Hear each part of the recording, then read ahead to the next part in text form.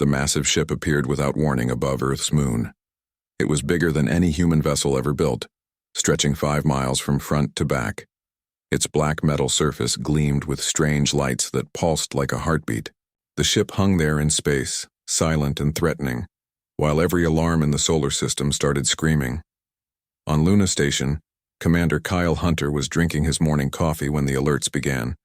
He rushed to the command center where dozens of screens showed the alien vessel from every angle. The thing was beautiful and terrifying at the same time, covered in symbols that hurt to look at directly. "Sir, they're broadcasting on all frequencies," reported Lieutenant Betty Clark, her fingers dancing across her control panel. "It's in perfect English." Kyle nodded grimly. First contact protocols had always assumed aliens would need time to learn human languages. The fact that these visitors already spoke English meant they had been watching Earth for a long time. The message began without introduction or greeting. A voice like grinding metal filled the command center, cold and emotionless. "People of Earth, we are the Zephyrian Empire. We have ruled the stars for 3,000 of your years. We control 17 star systems and 43 worlds. Your species will now submit to our authority." Kyle felt his blood turn to ice. He had trained for this moment his entire career, but nothing could have prepared him for the casual arrogance in that alien voice. The message continued. "However, we are not without honor. We offer you the ancient trial of champions. Choose your greatest warrior to face ours in single combat. If your champion wins, we will leave your system in peace. If our champion wins, your world becomes part of our empire. You have 7 of your days to decide." The transmission ended, leaving the command center in stunned silence. Kyle stared at the screen showing the alien ship. Somewhere inside that vessel was a creature that would decide the fate of every human alive. Meanwhile, 3 levels down in Luna Station's maintenance section, Jake Morrison was having the worst day of his career. The artificial gravity generator in Section C had been acting up for weeks, creating pockets where people floated randomly or got pressed against the floor with triple normal weight.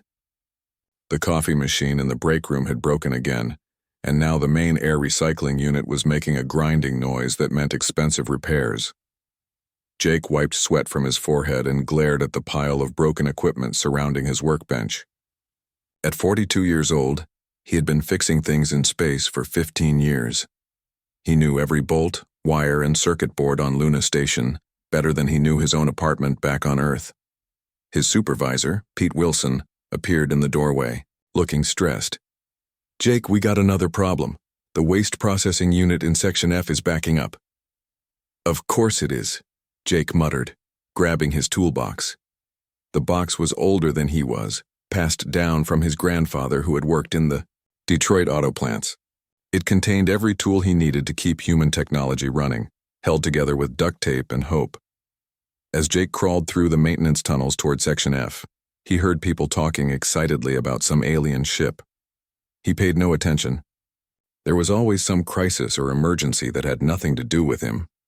His job was keeping the lights on and the air flowing while other people worried about politics and war. The waste processing unit was indeed backing up, filling the air with a smell that made Jake's eyes water. He pulled on rubber gloves and got to work, following pipes and checking connections until he found the blockage. Someone had flushed something they shouldn't have, jamming the main filter. It took 2 hours to clear the blockage and get the system running properly again. Jake emerged from the maintenance shaft covered in grease and smelling like industrial cleaner. He was heading back to his workshop when Betty Clark appeared, still wearing her communications uniform. "Jake, there you are. We need to talk." Jake looked at her suspiciously. Betty was military, and military people only talked to maintenance workers when something was very wrong. "What did I break now?" "Nothing. It's about the aliens." "What aliens?" Betty stared at him in amazement. "You haven't heard. There's a giant alien warship above the moon. They want to fight our best warrior in single combat to decide if Earth gets conquered or not." Jake set down his toolbox and rubbed his temples. He could feel a headache coming on. "Let me guess. The politicians want to send some general. The generals want to send some special forces guy, and nobody can agree on anything. Actually, The selection committee has been arguing for 6 hours. They've narrowed it down to 3 candidates, but the aliens get to approve our choice. So what does this have to do with me? I fix toilets and air conditioners. Betty looked uncomfortable. The alien ambassador wants to inspect Luna Station tomorrow. They're going to meet our potential champions and decide which one is acceptable. We need everything working perfectly. Jake sighed. Of course the aliens would show up when half the station was held together with spare parts and prayer. How long do I have? 12 hours. 12 hours to fix everything that's broken on this station? Betty, I'm good. But I'm not a miracle worker. You're the best we've got, Jake. If anyone can do it, it's you. Jake looked around at the endless corridors of Luna Station, thinking about all the systems that needed attention. The gravity generator that created random weightless zones, the air recycling unit that sounded like a dying animal, the coffee machine that had been broken so long people had forgotten what real coffee tasted like. He picked up his grandfather's toolbox and headed toward the nearest problem. Tomorrow, alien visitors would decide humanity's fate based on whether he could keep their technology working for a few hours. Jake Morrison had no idea that he was about to become the most important person in human history. All he knew was that he had work to do. Jake spent the entire night crawling through maintenance shafts, fixing everything he could reach. By morning, Luna Station was running better than it had in months. The gravity generator was stable. The air recycling unit hummed quietly. And he had even managed to get the coffee machine working again. He was testing the new coffee when the aliens arrived. The transport ship was smaller than the massive warship, but still impressive.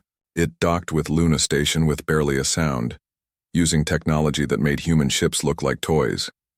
Jake watched through a porthole as strange figures in flowing robes glided through the airlock. The alien ambassador was nothing like the monsters from old movies. Velthar stood 7 feet tall with pale blue skin that seemed to glow from within. Its face was almost human, except for the large silver eyes that held too much intelligence. When it spoke, its voice was like music played on crystal instruments. Greetings, humans of Luna Station. I am Ambassador Velthar of the Zephyrian Empire. We have come to inspect your facility and meet your chosen champions.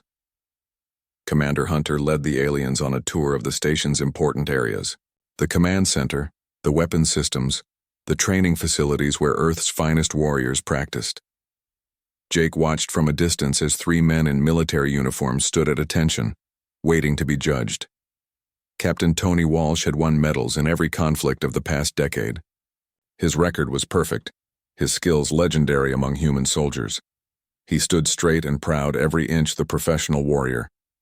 Major Rick Davis was younger but just as impressive. He had trained in 6 different fighting styles and could hit a target at 1,000 yards with any weapon ever made. His muscled frame spoke of years spent preparing for exactly this kind of challenge. Colonel Steve Parker was the oldest of the 3, a veteran of 30 years in the military. He had led troops through impossible battles and brought them home alive.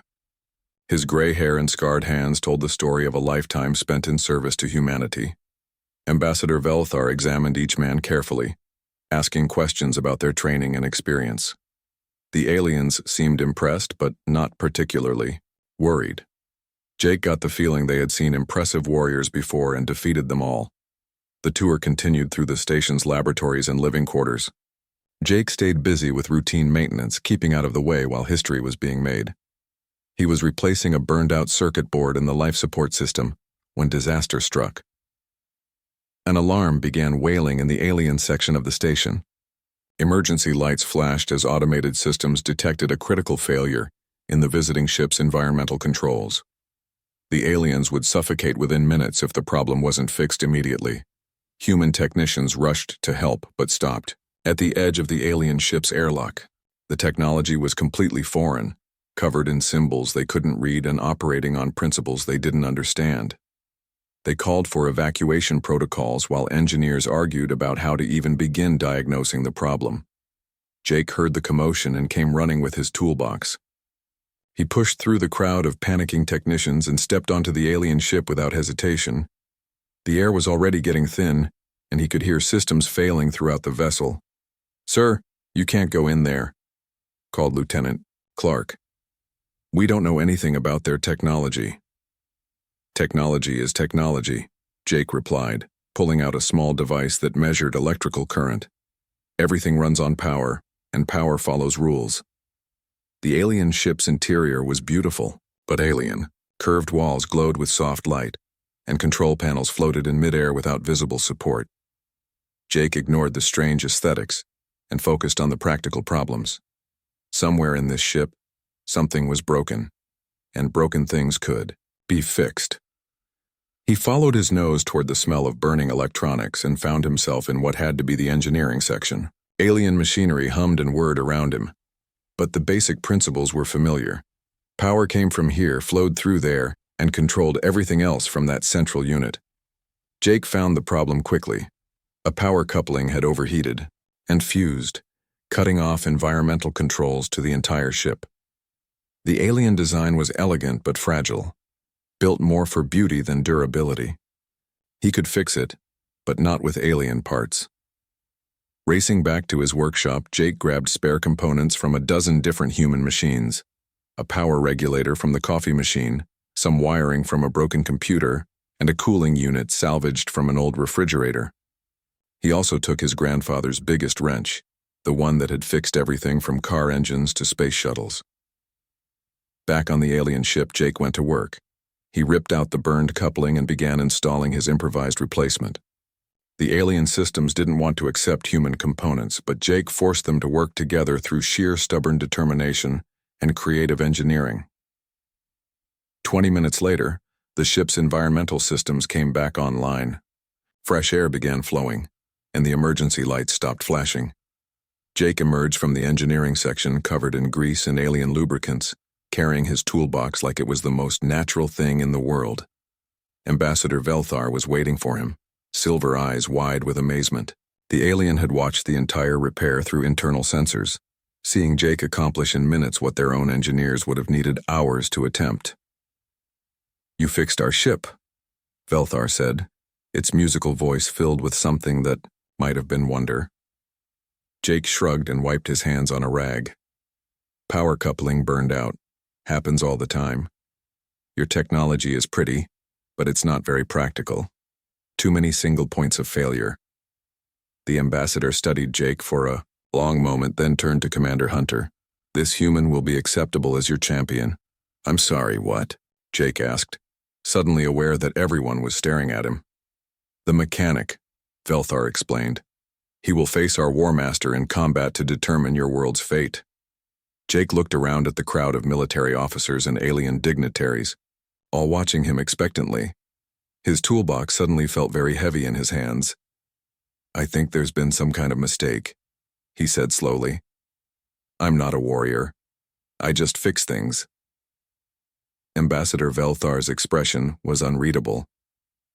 "Perhaps we shall see what you can fix when you face Kethvol in the arena." The arena was built on a floating asteroid between Earth and the alien warship. It was a massive metal dome filled with platforms, walkways, and maintenance equipment.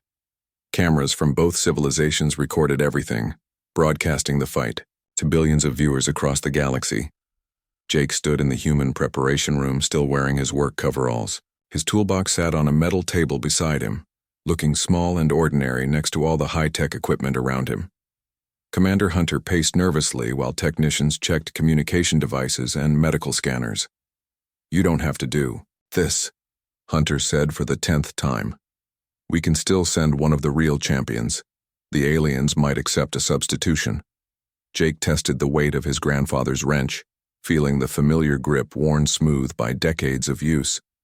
"They picked me for a reason.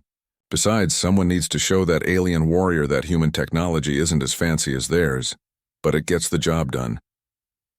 His daughter Sophie had called that morning from her college dorm room. She was scared, but trying to sound brave. His ex-wife Amy had sent a text message saying she believed in him. Even his old supervisor Pete had wished him luck. The whole world was counting on a middle-aged mechanic with a toolbox. The door to the alien preparation room opened, and Jake got his first look at his opponent. War Master Kethvol was a nightmare made real. He stood 9 feet tall, covered in black armor that seemed to absorb light. His face was hidden behind a helmet that glowed with red symbols, but Jake could see burning yellow eyes through the visor. The armor moved like living skin, responding to the warrior's thoughts and amplifying his strength. In his right hand, Kethavol carried a plasma blade that hummed with deadly energy. The weapon could cut through starship hull plating like paper. In his left hand was a shield generator that created a barrier of pure force, something that had never been broken in combat. The two opponents walked to the center of the arena. Jake looked tiny next to the alien warrior, like a child facing a giant. The referee, a neutral alien from the Galactic Council, explained the rules in a voice that echoed through the dome. Combat continues until surrender or death. Any equipment brought to the arena may be used. There are no other restrictions. Kethavol raised his plasma blade in salute, the energy weapon casting eerie shadows on the arena walls. Jake lifted his wrench in response, earning laughter from some of the alien observers. The War Master's voice came through speakers in his helmet, deep and threatening. "Human, you have courage to face me with such primitive tools.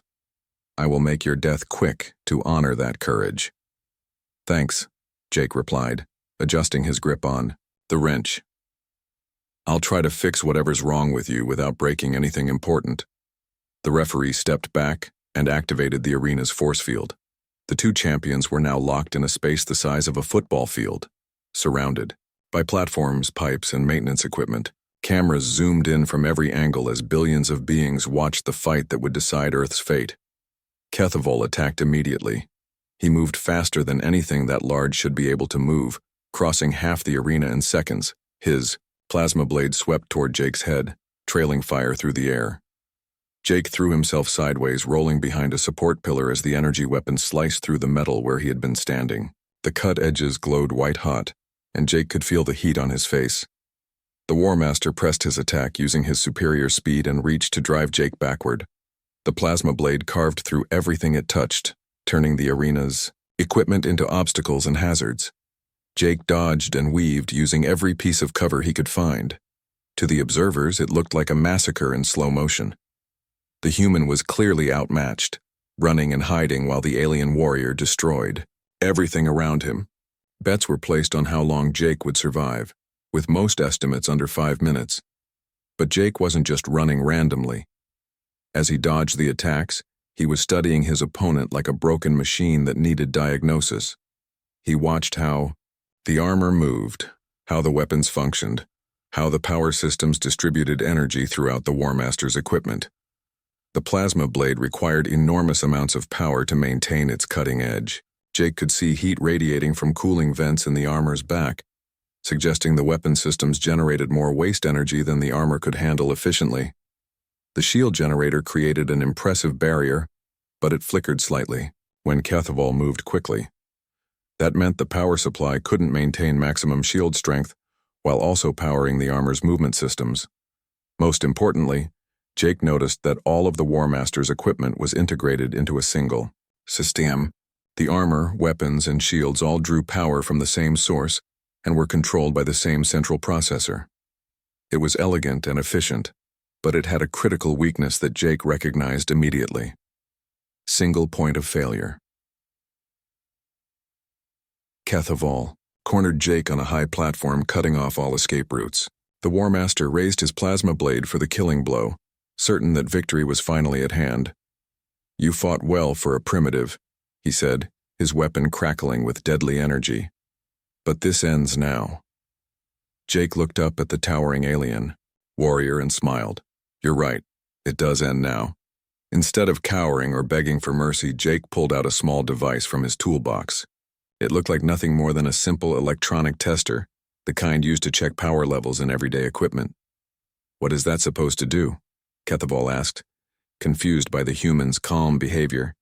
"It's going to help me fix your biggest problem," Jake said, connecting the device to an exposed power coupling on the platform beneath their feet. The arena's lights flickered as Jake's simple tool interfaced with the complex systems around them. He had spent hours studying the arena's layout, memorizing every power line and maintenance access point. Now he was about to show the War Master what happened when a mechanic decided to stop running and start working. Jake's electronic tester sent a small power surge through the arena's systems. It wasn't much, just enough to cause a brief flicker in the lights, but it was enough to make Kethval pause in confusion. "What are you doing, human?" the War Master demanded, his plasma blade still raised to strike.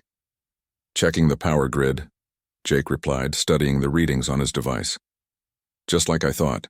This whole arena runs on a distributed network. Everything's connected." Kethval laughed, a sound like grinding metal. "Your primitive understanding of technology will not save you." "Maybe not," Jake said, pocketing the tester and pulling out his wrench. "But my understanding of how things break might." Before the War Master could react, Jake dove off the platform. He landed hard on a maintenance walkway 20 feet below, rolling to absorb the impact. Pain shot through his shoulder, but he ignored it and kept moving. Kethval leaped. After him, his armor's powered systems allowing him to land gracefully despite his size. The plasma blade swept toward Jake again, but this time the mechanic was ready. He had studied the warrior's attack patterns and noticed something important. The War Master always attacked with the same sequence: overhead strike, horizontal slash, thrust. It was perfect technique, exactly what the Empire's trainers had taught for thousands of years. But it was predictable, and predictable systems could be exploited. Jake waited until the horizontal slash began, then dropped to his knees and rolled forward. The plasma blade passed inches over his head as he came up inside Kethval's guard. His wrench connected with the armor's knee joint, right where he had spotted a power coupling during his earlier observations. The impact did no visible damage, but Jake heard a satisfying crack as something inside the joint broke. The War Master stumbled slightly, his left leg not responding as smoothly as before. "Impossible," Kethval snarled. "My armor cannot be damaged by such crude tools." "Your armor's fine," Jake said, backing away and pulling out a small screwdriver. "It's the control systems that are fragile. Too many delicate components packed too close together." The War Master attacked again, but his damaged knee slowed him, slightly. Jake used that extra split second to reach a maintenance panel built into the arena wall. He ripped off the cover with his screwdriver and began pulling out cables. "The arena's power systems are connected to everything," Jake explained as he worked, dodging another plasma blade strike. "Lights, gravity, life support, and, most importantly, the electromagnetic field generators that keep your fancy armor working properly." Kethval's eyes widened behind his helmet as he realized what the human was doing. "You cannot interfere with the arena's systems. It is forbidden." "The rules said I could use any equipment brought to the arena," Jake replied, yanming out another power cable. "They didn't say I couldn't modify the arena itself." The lights flickered again as Jake's sabotage began to affect the power grid. More importantly, the electromagnetic fields that helped stabilize the War Master's advanced systems started fluctuating. The plasma blade stuttered, its perfect edge becoming ragged and unstable. Kethval tried to compensate by increasing power to his weapons, but that only made the problem worse. Jake's understanding of power systems told him exactly what would happen next. "Heat buildup," he announced cheerfully, pulling out a pair of wire cutters. "Your armor's trying to draw more power than the cooling system can handle. Classic overload scenario." Steam began rising from vents in the War Master's armor as the cooling system struggled to handle the increased thermal load. The alien warrior's movements became slower and more labored as his equipment fought against itself. Jake took advantage of the distraction to climb onto a higher platform. From there, he could see the entire arena and all its maintenance systems. He spotted what he was looking for: a main power junction that controlled the electromagnetic stabilizers for the entire complex. "Stop running and fight me properly," Kethval roared, his voice distorted by the failing systems in his helmet. "I am fighting properly," Jake called back, using his wrench to open the junction box. "I'm just fighting like a mechanic instead of a warrior." Inside the junction box were dozens of power relays, each one controlling a different system in the arena. Jake found the ones connected to the electromagnetic field generators and began carefully adjusting their settings. He didn't want to destroy them, just modify their output frequency. The effect was immediate. The War Master's armor began shaking as competing electromagnetic fields interfered with its delicate control systems. The plasma blade flickered and died as its power source became unstable. "What have you done?" Kethval demanded, staggering as his armor's servo motors began fighting each other. "I've given your equipment conflicting instructions," Jake explained, climbing down from the platform. "Your armor is getting signals from its internal systems and from the modified arena field generators. It doesn't know which ones to follow." The War Master raised his shield generator, but the protective barrier flickered weakly before failing completely.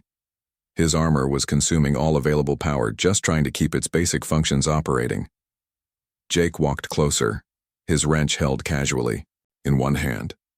Kethval tried to grab him, but his armor's servos locked up at the critical moment. The War Master was trapped inside his own equipment, held prisoner by the very technology that was supposed to make him invincible. "This is how you defeated me?" Kethval asked, his voice filled with disbelief. "Not through strength or superior weapons, but by sabotage?" "Not sabotage," Jake corrected, using his screwdriver to open an access panel on the armor's chest. "Maintenance. Your equipment had design flaws that made it vulnerable to system conflicts. I just helped those flaws express themselves." He reached inside the panel and carefully disconnected several control cables.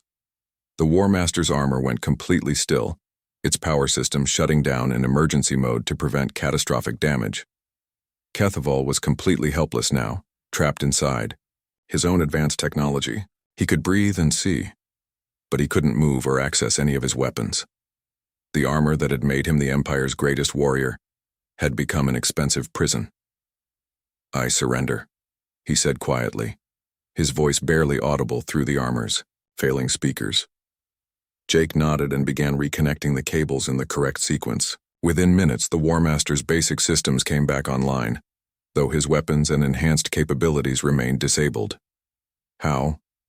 Kethval asked as Jake helped him stand up. "How did you know our technology would fail in this way?" Jake shrugged and put his tools back in his grandfather's toolbox. "Everything breaks eventually. I just know how to help it along when necessary." The arena fell silent as the implications of Jake's victory sank in. Earth was free, saved not by superior firepower or military tactics, but by one man's understanding of how complex systems could be made to fail in predictable ways. Jake Morrison, the mechanic who had never wanted to be a hero, had just changed the fate of two civilizations with nothing more than basic tools and practical knowledge. The silence in the arena lasted for exactly 10 seconds. Then every human watching began cheering at once. On Luna Station, Commander Hunter pumped his fist in the air while Lieutenant Clark hugged the nearest technician. On Earth, millions of people celebrated in the streets, honking car horns and setting off fireworks. Jake stood in the middle of the arena, still holding his wrench, looking confused by all the attention. He had just done his job the way he always did, finding the problem and fixing it. The fact that fixing it had saved humanity was almost secondary to him. War Master Kethval sat on the arena floor, his armor still partially disabled. He stared at Jake with something that might have been respect. "In 3,000 years of conquest, no one has ever defeated me by making my own equipment malfunction." "Really?" Jake asked, genuinely surprised. "That's the first thing I would try. Complex systems always have weak points." Ambassador Velthar appeared on the arena floor, having transported down from the observation deck. The alien diplomat looked at Jake with those large silver eyes, studying him like a fascinating puzzle. "Human Jake Morrison," Velthar said in its musical voice, "you have won fairly according to the ancient laws. Earth will remain free." Jake nodded and started packing his tools back into his grandfather's toolbox. "Good. Can I go home now? I've got a gravity generator that needs attention." "Wait," Velthar said quickly. "I must ask you something. How did you know our technology would fail in that way?" Jake paused in his packing and looked up at the towering alien. "Your stuff is impressive, but it's built like a show car instead of a work truck. Too many fancy features, not enough redundancy. One system fails and it brings down everything else." "Show car?" Velthar asked, unfamiliar with the term. "Something. Built to look good instead of lasting long," Jake explained. "Your armor there probably cost more than my entire space station, but I bet it breaks down twice as often as our equipment. Kethvol made a sound that might have been laughter. He is correct, Ambassador. Our armor requires maintenance after every battle. Human equipment appears crude, but it continues functioning under conditions that would disable our technology. Velthar was quiet for a long moment, processing this information. The Zephyrian Empire had conquered dozens of worlds through superior technology and overwhelming force. The idea that their advanced systems might actually be inferior in some ways was difficult to accept. Human Jake Morrison, the ambassador said finally, I have a proposal for you. Jake looked suspicious. What kind of proposal? Our empire spans 17 star systems. Our ships are magnificent. Our cities are marvels of engineering. Our technology is the envy of the galaxy. But as you have observed, they require constant maintenance and frequently malfunction at critical moments. Sounds about right, Jake said. Pretty things usually don't work as well as ugly things. We would like to learn from you, not just you personally, but your people's approach to engineering and maintenance. In exchange, we would share our advanced knowledge with humanity. Jake thought about this while finishing his packing. You want me to teach aliens how to fix things? We want you to teach us how to build things that do not need fixing as often, Velthar corrected. Your victory today has shown us that reliability is more valuable than sophistication. The offer was tempting, but Jake had concerns. What about your War Master there? He's not going to be happy about losing to a mechanic. Kethvol struggled to his feet, his armor's servos whining in protest. Human Jake Morrison, you have taught me something important today. Strength alone is not enough if your weapons fail at the critical moment.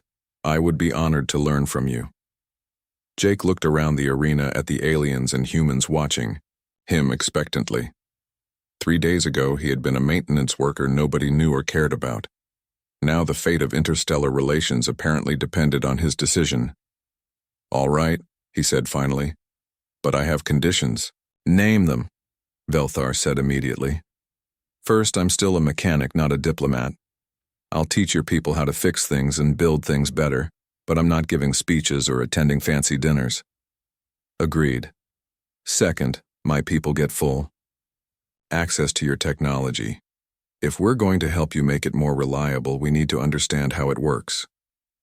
Also agreed. Third, I want my daughter Sophie to get a full scholarship to study engineering at whatever university she wants. And my ex-wife Amy gets her medical bills paid off. Velthar looked confused. You could ask for planets, star systems, vast wealth. Why do you request such small things? Jake shrugged. Because those are the things that actually matter to me. The big stuff will work itself out. 6 months later, Jake found himself aboard a Zephyrian cruiser, showing a group of alien engineers why their plasma conduits kept overheating. The solution was embarrassingly simple: better heat sinks and redundant cooling systems, the kind of basic engineering that human mechanics had been using for decades. The key is not to make it perfect, Jake explained to his eager students. The key is to make it keep working when it's not perfect. War Master Kethvol had become one of his most devoted pupils, approaching maintenance with the same intensity he had once brought to combat. The former warrior was discovering that keeping complex systems running required just as much skill and dedication as destroying enemies. The cultural exchange was benefiting both species.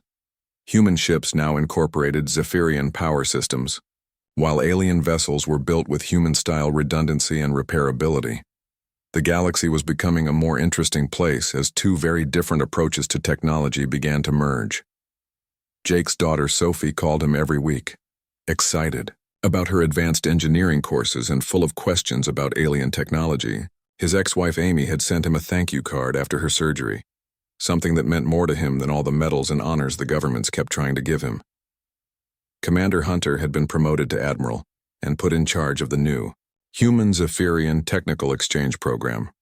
Lieutenant Clark was now Commander Clark, managing the day-to-day operations of what everyone was calling the Jake Morrison Protocol. But Jake himself remained exactly what he had always been, a mechanic who understood that the most important job in the universe was keeping things working when they were supposed to work. He was in his workshop aboard the Zephyrian cruiser, teaching young aliens how to properly use a wrench when Ambassador Velthar found him. Jake Morrison, the alien said, I have been meaning to ask you something. When you faced Kethavol in combat, were you afraid? Jake looked up from the power coupling he was installing. Terrified, he admitted.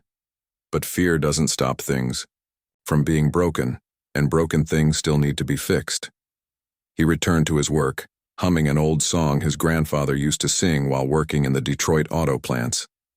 Behind him, the future of two civilizations continued to unfold, one repaired system at a time.